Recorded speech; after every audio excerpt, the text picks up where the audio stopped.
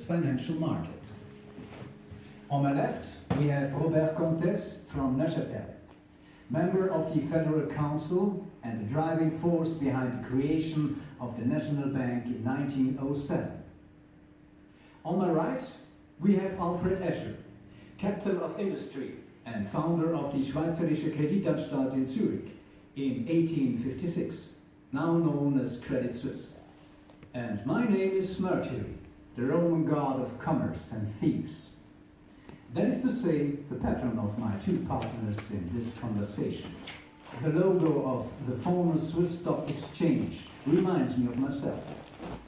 Mr. Escher, why do we need stock exchanges and banks? Well, they help move money around between entrepreneurs and investors. Let me give you an example. In my time, forward-looking businessmen in Switzerland wanted to build railways and produce all sorts of goods using machines in factories. To do so, they needed a significant amount of money which they didn't have themselves. Banks looked for investors and issued equities and other securities on their behalf. This worked extremely well, and the economy grew and grew. Without banks, Switzerland would today still be growing potatoes, rearing cattle, and exporting mercenaries. Mr. Escher, it is not just banks we're talking about. It is stock exchanges where entrepreneurs come to sell their shares to finance investments and where investors can invest their money to make a profit. Mr. Comtes, what do you think about Hasi Osterwald's song? Profits, profits, profits, profits. Why not get him on the move? It's a boom. Pay no heed to change our clothes. It's a boom. Learn the facts, how every stock your tax and not your income tax. Don't play by the rules. Why not get him on the move? It's a boom. Pay no heed to talk of doom. It's a boom. Not your soul as much as your bankroll will help achieve your goal in modern times like these. Making a profit is the correct and fundamental idea, not greed. Stock exchanges ensure that trading takes place in a regulated environment, because trust is everything. Exchanges are strictly regulated, and trading there is transparent. A special feature of Switzerland is that it is not the government that controls trading on the stock exchange, but SIX, which also operates the stock exchange. It is responsible for admitting traders and listed companies. SIX continuously checks that the trading rules are being fulfilled. Over the past 10 years, stock exchange trading has undergone a revolution. Today, securities are bought and sold almost 100 times more quickly. High-frequency trading alone, whereby computers buy and sell securities in fractions of a second, nowadays accounts for a good 40% of trading. Isn't that a risk? Trading today is carried out electronically around the world. We cannot return to the stock exchanges of the past, where trading took place on the exchange floor. In 1995, Switzerland became the first country to do away with floor trading. What do you think about that, Mr. Escher? Well, I would never have thought it possible. In the 19th century, we started from humble beginnings. Banks and stock exchanges made Switzerland's industrial development possible. Nowadays, the financial market is one of the cornerstones of the Swiss economy.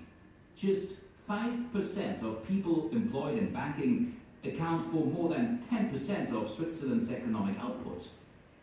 Banks also provide excellent training for their up-and-coming young staff. The financial sector not only greases the wheels of the real economy, but has also become a prized export. This great success is also a challenge. When banks fail abroad, it may be the case that the government has to intervene. In 2008, the government had to bail them out due to bad investments in the US. There is a certain risk associated with this. But this cannot be right. The government thus introduced tighter regulations in line with other countries. Nowadays, the financial market is one of the most regulated branches of the economy. Banks also increase the equity capital they hold so that they can absorb difficulties as they arise. But the international financial sector presents both opportunities and risks. As they say in the industry, you can gain 1000%, but the most you can lose is 100%. Another challenge is the political situations in the European Union and the US.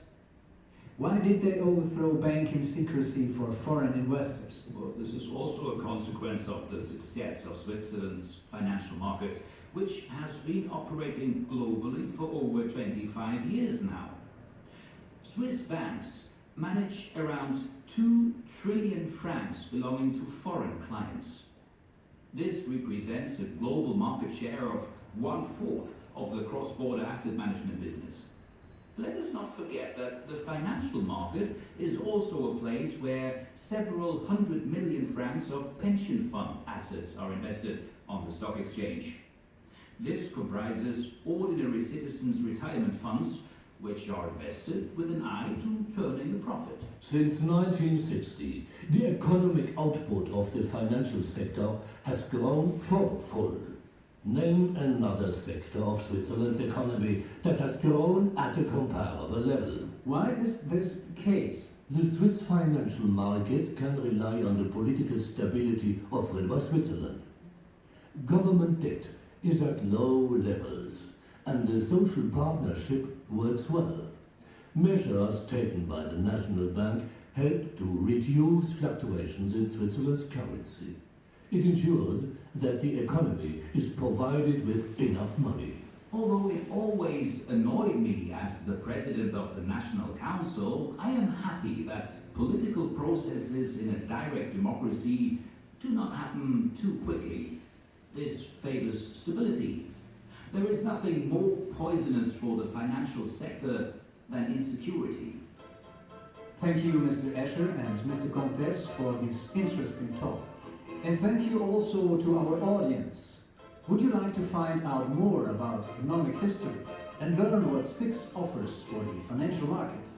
This exhibition will provide the answers.